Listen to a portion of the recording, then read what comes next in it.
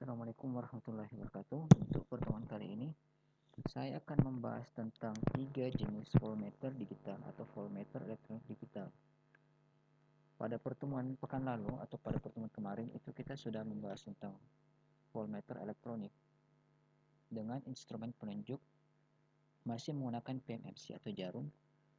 Nah, sekarang ini akan kita bahas suatu voltmeter atau voltmeter elektronik, tapi sekarang dia sudah menggunakan instrumen atau penunjuk digital, tidak menggunakan PMMC lagi, tapi langsung muncul angka di situ. Dia langsung menunjukkan angka tegangan. Nah, ini kita sudah sering lihat di laboratorium yang kita gunakan di kampus, dan ini menjadi instrumen yang paling banyak digunakan saat ini. Nah, jadi voltmeter digital yang akan saya bahas itu ada 3. Yang pertama itu ada voltmeter tipe RAM atau RAM type voltmeter DVM. Dan yang kedua ada dual slope integrating. Yang ketiga ada successive approximation DVM. Baik, kita lanjut ke jenis yang pertama, atau RAM type DVM. Nah, diagram bloknya itu seperti ini. Nah, jadi kita tidak menggambarkan lagi komponen-komponen seperti resistor, transistor, seperti pada pembahasan multimeter atau alat ukur sebelumnya. Nah, karena digital voltmeter ini itu terdiri dari banyak komponen elektronik dan komponen elektrik, sehingga di sini saya akan coba menggambarkan, menjelaskan prinsip-prinsip umumnya saja atau prinsip dasarnya saja. Setiap blok diagram di sini itu mewakili suatu rangkaian elektronika tertentu. Nah, baik untuk DVM jenis RAM itu seperti ini kira-kira gambar diagramnya. Nah, sebelum masuk ke blok utama, maka tegangan ini harus diatur dulu. Nah, gunanya apa? Gunanya adalah agar tidak membahayakan komponen-komponen elektronik selanjutnya. Jadi sama seperti resistor pada instrumen elektrik yang kita bahas sebelumnya. Nah, itu di sini ada resistor. Ada resistor yang membatasi arus dan tegangan yang masuk ke komponen PMMC. Nah, jadi sama seperti itu. Nah, ini ringing and attenuator. Nah, itu isinya adalah resistor. Sekali lagi saya ulang bahwa isinya ini adalah resistor. Gunanya adalah untuk membatasi tegangan atau arus yang masuk ke rangkaian selanjutnya. Nah, kemudian sinyal tegangan input ini akan dibandingkan dengan sinyal yang berasal dari rem generator. Baik, kita gambarkan dulu barangkali sinyal dari rem generator. Nah, namanya sinyal RAM. Dia akan memiliki nilai yang semakin berkurang dengan bertambahnya waktu. Jadi kira-kira dia seperti ini. Nah, ini adalah output atau keluaran dari rem generator. Mula-mula dia akan membangkitkan suatu besaran tegangan tertentu, dan tegangan itu akan semakin berkecil dengan bertambahnya waktu. Sinyal RAM ini kemudian akan dibandingkan dengan tegangan input yang akan kita baca berapa nilainya. Nah, anggaplah misalkan sinyal input itu adalah sinyal DC yang konstan, yang bentuk sinyalnya dia seperti ini. Nah, kita lihat dua grafik ini, dua gambar garis ini, dia itu akan berpotongan di suatu titik. Nah, pada titik ini tegangan RAM itu sama dengan tegangan input DC yang kita belum ketahui berapa nilainya.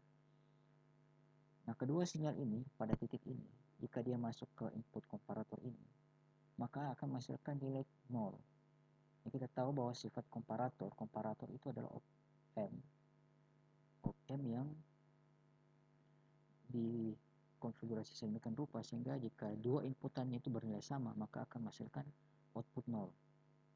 Nah, seperti itu. Nah, output 0 ini akan diteruskan ke rangkaian gate. Nah, gate ini adalah rangkaian yang berisi dengan transistor,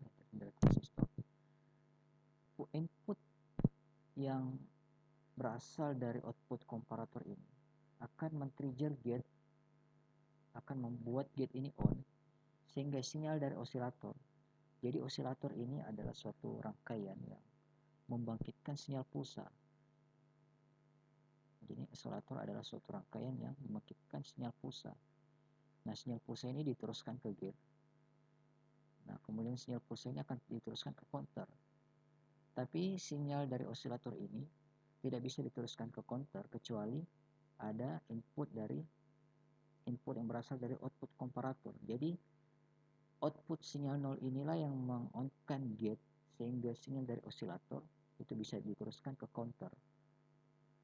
Nah, kemudian sinyal rem ini akan terus turun, kemudian akan sampai pada titik ini, di mana sinyal rem itu akan bernilai 0.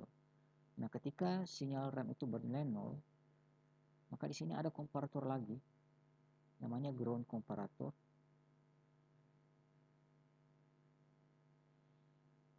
Jika sinyal dari RAM itu sudah 0, maka output dari ground komparator ini akan bernilai 0 juga. Sehingga apa? Ini akan men-trigger gate-nya untuk menghentikan transmisi sinyal dari osilator ke counter. Nah, jadi sinyal 0 yang berasal dari input komparator ini itu akan men-trigger gate-nya untuk meneruskan sinyal osilator ke counter.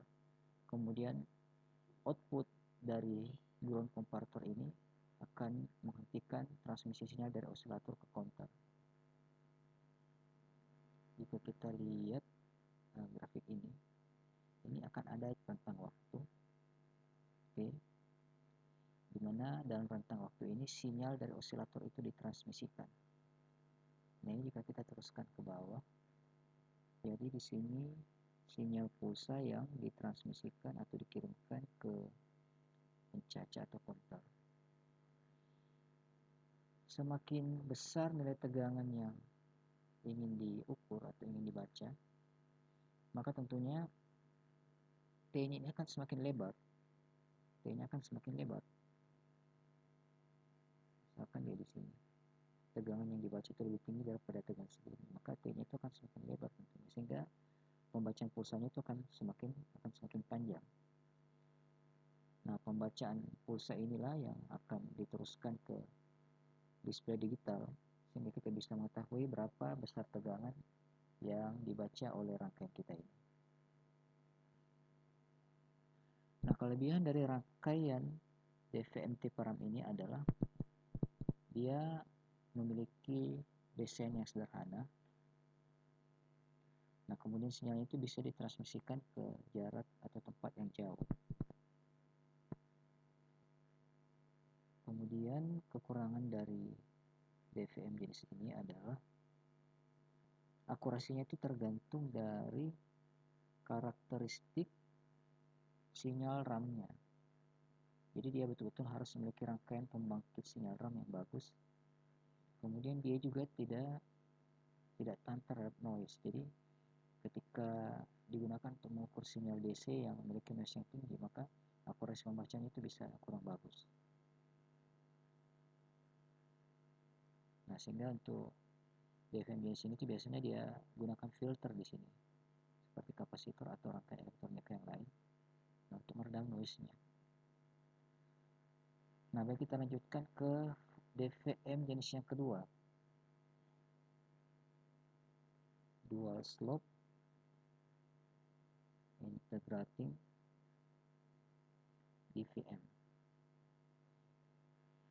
Oke, blok diagramnya itu dia kira-kira seperti ini. Oke, baik, jadi mula-mula tegangan yang akan kita ukur itu masuk lewat jalur yang ini V in, dia masuk ke resistor. Nah, itu untuk mengatur besar arusnya, mengatur tegangan dan arus yang masuk ke komponen selanjutnya. Nah, di sini ada kapasitor. Nah, konfigurasi op-amp seperti ini itu dikatakan berfungsi sebagai integrator. Nah, kita sudah belajar kan pada pelajaran matematika dasar, jika ada sinyal yang linear atau konstan seperti ini, ketika kita integralkan, maka sinyalnya itu akan berubah menjadi seperti ini. Nah, sama seperti ini. Nah, di sini masuk tegangan konstan. Nah, ketika kita integralkan, ketika masuk ke integrator, maka dia akan berubah menjadi sinyal seperti ini. Jadi mulai dari 0, kemudian makin lama makin meningkat. karena kalau kita katakan integrasi berarti kan kita akan menghitung luasan dari area yang berada di bawah garis ini. Nah, semakin ke kanan dia, maka luasan areanya itu semakin besar. Makanya dia punya grafik itu seperti ini. Semakin ke kanan, nilainya semakin tinggi. Nah, jadi seperti itu. Nah, kalau kita lihat secara kualitatif, ini kan ada kapasitor. Kapasitor itu gunanya adalah menyimpan muatan. Ketika kita hubungkan rangkaian dengan V input, maka V input ini akan mengisi muatan pada kapasitor. Sehingga tegangan pada kapasitor itu akan naik hingga mencapai tingkatan tertentu. Ini dia, ada V in. Pada DVM tipe dual slope integrating, saklar ini dipertahankan dalam waktu T, dalam waktu yang diketahui sebesar T. Kemudian setelah itu, saklar ini dipindahkan ke posisi ini, ke V referensi. Jadi V referensi itu adalah suatu tegangan yang nilainya lebih kecil daripada V inputannya. Nah, ketika saklarnya dipindahkan ke sebelah sini, maka muatan dalam kapasitor itu akan dilepaskan ke arah V referensi. Nah, karena kapasitornya akan diisi sehingga tegangannya itu sama dengan V input, kemudian ini akan dikeluarkan ke arah V referensi sehingga nanti tegangan pada kapasitor itu sama dengan tegangan referensi. Nah, jadi dia muatan dikeluarkan sehingga tegangannya itu sama dengan tegangan referensi.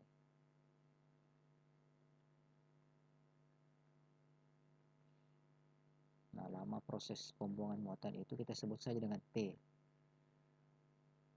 Dari relasi ini kita bisa buat persamaan seperti ini.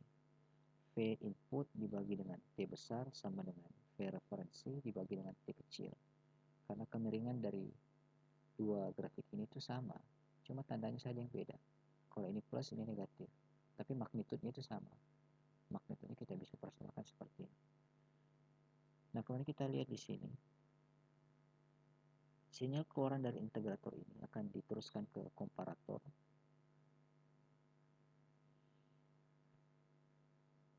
Nah, di sini kita bisa lihat bahwa jika sinyal kedua inputan ini sama, maka ini akan menghasilkan nilai 0. Dan kalau dia berbeda, maka ini akan menghasilkan nilai tegangan tertentu, menghasilkan sinyal tegangan dengan besar nilai tegangan tertentu. Nah, sinyal ini kemudian masuk ke kontrol logik yang memerintahkan kontur untuk menghitung pulsa yang berasal dari clock atau rangkaian osilator di sini. Dia akan mulai menghitung di sini. Dia akan mulai menghitung sampai ketika tegangan keluaran yang berasal dari komparator ini sampai pada waktu tertentu, dia akan memerintahkan kontur untuk berhenti menghitung pulsa yang berasal dari clock. Nah, jumlah pulsa yang dihitung kita sebut saja N1. Jadi dalam waktu T second, konter ini telah menghitung pulsa sebanyak N1. Kemudian dalam waktu T kecil, konter itu telah menghitung pulsa sebanyak N2. Nah, dari sini kita bisa uraikan lagi kita punya persamaan ini. Kita punya relasi di mana V in sama dengan V referensi dikalikan dengan T besar per T kecil atau V referensi dikalikan dengan N1 per N2. Nah, ini dia cara kita mengetahui berapa besar tegangan input yang dibaca oleh sistem atau DVM kita. Baik, kita lanjutkan lagi ke DVM yang ketiga, Successive Approximation DVM. Diagram bloknya kira-kira seperti ini. Oke, baik. Jadi cara kerja dari Successive Approximation DVM adalah sebagai berikut. Jadi di sini ada V input atau tegangan yang akan kita ukur berapa nilainya. Nah, itu dibandingkan dengan output tegangan yang berasal dari DAC atau Digital to Analog Converter. Jadi DAC ini dia mengkonversi sinyal digital menjadi sinyal analog atau output tegangan analog. Nah, jadi mula-mula ini ada misalkan tegangan inputan sebesar 10 volt. Misalkan ya, ini adalah tegangan yang belum kita ketahui. Berapa nilainya? Ya, kita misalkan saja 10 volt. Nah, di AC ini akan mengeluarkan sinyal yang jauh lebih kecil daripada Vin ini. Misalkan 1 volt. Nah, oleh komparator, kedua sinyal ini kemudian dibandingkan. Dan karena dia tidak sama, ya, dia berbeda, inputnya beda, maka komparator ini akan mengeluarkan sinyal tegangan analog tertentu. Itu tergantung dari karakteristik dari komparatornya. Yang jelas ini akan keluar sinyal analog tegangan di sini, sinyal tegangan analog. Beda misalkan jika input tegangannya itu sama, maka komparatornya akan mengeluarkan nilai 0. Nah, itu adalah sifat dari komparator yang kita sudah ulang-ulang pada pembahasan sebelumnya, bahwa jika inputannya sama maka outputnya itu sama dengan 0. Nah, di sini kita lihat karena nilai tegangannya itu berbeda, maka komparator ini akan mengeluarkan sinyal tegangan analog. Kemudian dia masuk ke control circuit. Control circuit ini akan memberikan trigger pada register atau successive approximation register yang ada di sini. Untuk mengeluarkan sinyal digital tertentu, nah sinyal digital ini akan diinputkan ke digital analog converter ini untuk mengeluarkan sinyal analog. Nah, jadi karena dia sudah mendapatkan informasi bahwa tegangannya itu masih jauh berbeda, maka komparator ini akan mengirimkan sinyal ke control output memberikan sinyal ke SAR atau Successive Approximation DVR untuk mengeluarkan sinyal digital yang akan menambah output tegangan dari DAC ini. Jadi output tegangan analog yang dikeluarkan oleh DAC ini akan ditambah. Nah, penambahannya itu bervariasi tergantung registernya mau diatur seperti apa. Bisa 1,1 volt, bisa 1,000 sekian volt. Nah, misalkan di sini bertambahnya 1,01 volt, maka sinyal ini akan dibandingkan kembali oleh komparator. Kemudian proses ini akan berlangsung terus. Jika belum sesuai, maka control circuit akan memberikan input pada SAR. SAR ini akan menambahkan lagi nilai binarnya, menambahkan nilai sinyal digitalnya ke DAC, sehingga DAC ini dia akan menambahkan lagi outputnya menjadi 1,2, kemudian 1,3, seterusnya hingga tegangan yang masuk ke komparator ini sama, input tegangan yang masuk ke komparator ini sama. Nah, ketika itu telah selesai, nah register ini kan fungsinya di sini untuk menyimpan informasi dan meneruskan informasi. Nah, ketika proses itu sudah selesai, maka nilai-nilai binar yang disimpan oleh SAR ini akan diteruskan ke digital output untuk ditampilkan menuju digital display atau suatu display digital. Nah, seperti itu prinsip kerja dari DVM tipe Successive Approximation yang biasa digunakan. Nah, jadi kurang lebih sama seperti kita menimbang massa menggunakan timbangan bandul. Kalau timbangan bandul itu kan kira-kira seperti ini. Kamu letakkan massa di sini, kalian naikkan bandul itu sedikit demi sedikit. Kalian naikkan sedikit demi sedikit sampai timbangan ini menjadi seimbang. Maka berat dari massa ini adalah total dari massa yang kalian naikkan, total bandul yang kalian naikkan di sebelah sini. Nah, sama seperti voltmeter digital jenis successive approximation ini. Dia akan memunculkan tegangan uji di sini atau tegangan coba. Nah, jika komparatornya ini masih memberikan sinyal, maka DAC ini akan menambah tegangan keluarannya sedikit demi sedikit. Nah, penambahan itu diinfokan oleh atau diberikan oleh SAR di sini, Successive Approximation Register. Nah, penambahan itu kemudian terekam di sini dalam bentuk kode binar. Nah, jika misalkan sudah sama, maka kode-kode binar yang sudah tersimpan tadi itu akan diteruskan ke digital output untuk ditampilkan dalam bentuk angka yang bisa dibaca. Nah, jadi kira-kira seperti itu.